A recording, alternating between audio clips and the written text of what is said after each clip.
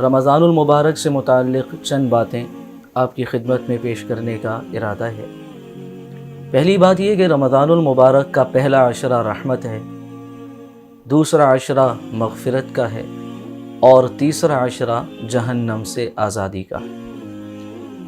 آسان الفاظ میں یوں کہیں کہ پہلے عشرے میں رحمت تقسیم ہو رہی اور دوسرے عشرے میں بندوں کی مغفرت کی جا رہی اور تیسرے عشرے میں جہنم سے آزاد کیا جا رہا ہے۔ تو صاف سی بات ہے کہ رمضان کا دوسرا عشرہ پہلے عشرے سے زیادہ قیمتی ہوا۔ کون ایسا مسلمان ہے جس کو مغفرت کی ضرورت نہ ہو؟ اور تیسرا عشرہ پہلے دونوں عشروں سے زیادہ قیمتی ہوا کیونکہ اس میں اللہ تعالیٰ بندوں کو جہنم سے آزاد فرما رہے ہیں۔ کون ہے ایسا مسلمان جس کو اس کی فکر نہ ہو کہ اسے جہنم سے آزاد کر دیا جائے، جہنم سے نجات دے دی جائے؟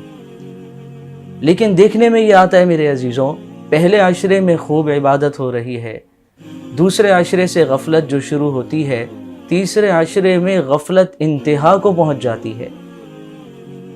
ایسی افطار پارٹیوں میں شرکت جہاں جانے سے نماز چھوٹ رہی ہے، اور آخری عشرے میں بازاروں کرو خریداری کے لیے جانا، جس کی وجہ سے جو پہلے اور دوسرے عشرے میں نیکیاں کمائی ہوتی ہیں، بسا اوقات وہ نیکیاں بھی ضائع ہو جاتی ہیں۔ تو پہلی گزارش یہ ہے کہ رمضان میں پہلے عشرے میں جس ذوق و شوق سے عبادت کریں، اسی ذوق و شوق سے دوسرے عشرے میں عبادت کریں، بلکہ اپنے شوق کو، جستجو کو بڑھا دیں کہ وہ مغفرت کا عشرہ ہے، اس میں اللہ پاک معاف کر رہے ہیں، اور تیسرے عشرے میں جستجو، لگن اور فکر اور بڑھا دیں کیونکہ وہ جہنم سے آزادی کا عشرہ ہے۔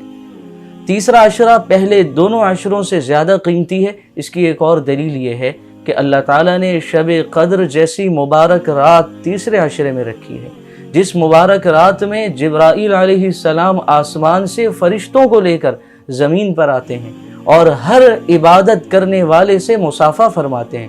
اتنی مبارک رات جس عشرے میں ہو، اس عشرے میں مسلمان مسجدوں کو چھوڑ کر، عبادات کو چھوڑ کر، تلاوت کو چھوڑ کر بازاروں کا رخ کریں، یہ مسلمانوں کے ہرگز شایان شان نہیں ہے۔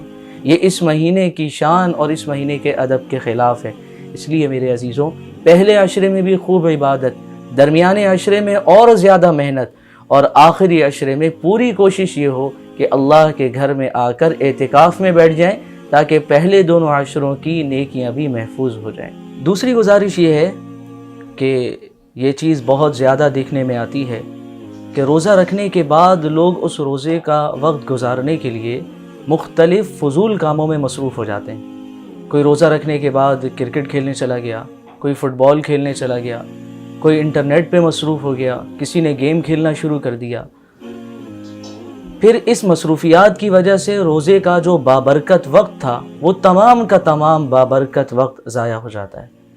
حالانکہ روزے دار کو اگر اپنی عظمت کا اندازہ ہو کہ روزہ رکھنے کے بعد یہ اتنا قیمتی ہو چکا ہے کہ اس کے منہ کی بو بھی اللہ کے ہاں مشک سے زیادہ عزیز ہے، زعفران سے زیادہ عزیز ہے اللہ کے ہاں اس کے منہ کی بو۔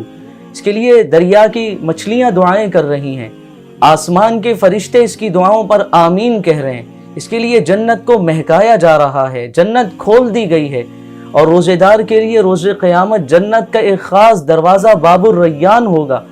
اتنا قیمتی بن جانے کے بعد اتنی عظمت روزے دار کی، مگر اس کے باوجود روزے دار اگر اپنے اس وقت کو ضائع کر دے، اس میں دعا نہ کرے، اللہ سے تلاوت نہ کرے اور قضا نمازوں کو ادا کرنے کا اہتمام نہ کرے، اللہ سے تعلق جوڑنے کی فکر نہ ہو، تو میرے عزیزوں یہ تو اس مہینے کی بھی ناقدری ہے، روزے کی بھی ناقدری ہے۔ کرکٹ کھیلنے کے بعد، فٹ بال کھیلنے کے بعد، فضولیات میں لگنے کے بعد ایسی تھکاوٹ ہو جاتی ہے کہ باقی کا سارا دن پھر سونے میں گزر جاتا ہے۔ یہ مہینہ تو آیا ہے ہمیں بخشوانے کے لیے، یہ مہینہ تو اللہ نے دیا ہے اللہ کی ذات سے تعلق قائم کرنے کے لیے۔ اگر ہم اسی طرح غفلت میں مبتلا رہے تو یقین جانیں ہمارے 11 مہینے آنے والے بھی خراب ہو جائیں گے۔ اللہ کے پیارے نبی فرمایا کرتے تھے کہ جس کا رمضان اچھا اس کی آنے والی زندگی اچھی، اور جس کا رمضان خراب اس کے 11 مہینے آنے والی زندگی خراب۔ اس لیے اب اس مہینے میں وقت ضائع نہ ہو، ایک ایک لمحہ، ایک ایک منٹ، ایک ایک سیکنڈ قیمتی بنایا جائے۔ وقت گزارنے کی فکر نہ ہو، بلکہ یہ دعا کی جائے کہ یا اللہ وقت کو روک دیں، یا اللہ وقت میں برکتیں ڈال دیں تاکہ ایک ایک سیکنڈ کو ہم قیمتی بنا سکیں۔ تیسری گزارش یہ ہے کہ رمضان میں ایک فتنہ گزشتہ کئی سالوں سے بہت زیادہ دیکھنے میں آ رہا ہے۔ اداکار، گلوکار اور شوبز سے وابستہ لوگ رمضان میں آ کر دین کی باتیں سکھانا شروع کر دیں اور دین کے بارے میں لب کشائی شروع کر دیتے ہیں، اور ایسے لوگ دین کے بارے میں بحث کرتے ہیں جن کو دین کا بالکل معلوم نہیں۔ اسی طرح رمضان میں مختلف چیزیں بانٹنے کے پروگرامات ہوتے ہیں جس میں لوگ بہت زیادہ انٹرسٹ لینا شروع ہو گئے ہیں اور اپنا وقت بھی ضائع کرتے ہیں اور اپنی عزت بھی اپنے ہاتھ سے برباد کرتے ہیں۔ سب کچھ کھونے کے بعد چند چیزیں پانے کی فکر ہوتی ہے انہیں۔ میرے عزیزوں، رمضان جنت پانے کا مہینہ ہے۔ جس کو جنت مل گئی اسے سب مل گیا۔ رمضان تو اللہ سے تعلق جوڑنے کا مہینہ ہے۔ جس کا اللہ سے تعلق جڑ گیا اسے سب مل گیا۔ رمضان تو جنت کے دسترخوان حاصل کرنے کا مہینہ ہے۔ جس کی عبادات کی بدولت اسے جنت کا دسترخوان مل گیا اسے سب کچھ مل گیا۔